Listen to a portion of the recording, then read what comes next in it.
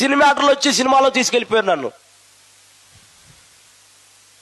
కొన్ని సినిమాలు యాక్ట్ చేసేసాను.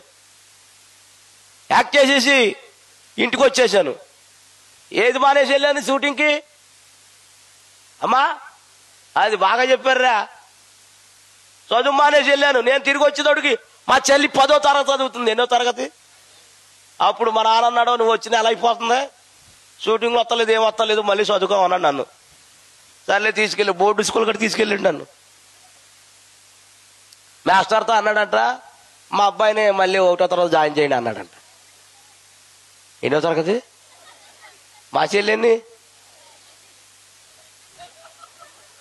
ఇప్పుడు నేనెన్ని మాస్టర్తో చెప్తున్నాడంట, ఇదిగో మాస్టర్ మా సీనుగోడిని, అప్పుడు నా పేరు సీను, మా సీనుగోడిని 1వ తరగతి జాయిన్ చేయమన్నాడంట. మా నాన్న అనుకుంటున్నాడు 1వ తరగతి ఇంతే ఉంటాడు, 10వ తరగతి అని ఇంతే ఉంటాడు అనుకుంటున్నాడేమో. అదే బాగునుకున్నాడు మా వాడు. సో అట్లే మాస్టర్ ఏం చేశాడు, 1వ తరగతి జాయిన్ చేశాడు. చిన్నపిల్లలు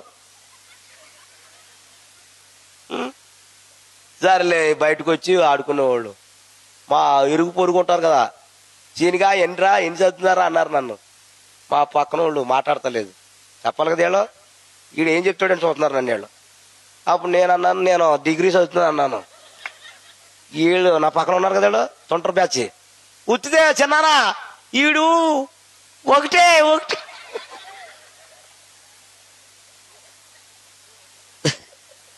ఇప్పుడు ఎవరిని ఫ్రెండ్లుగా ఉంటామో వాళ్ళే కాలు తీసేస్తారు.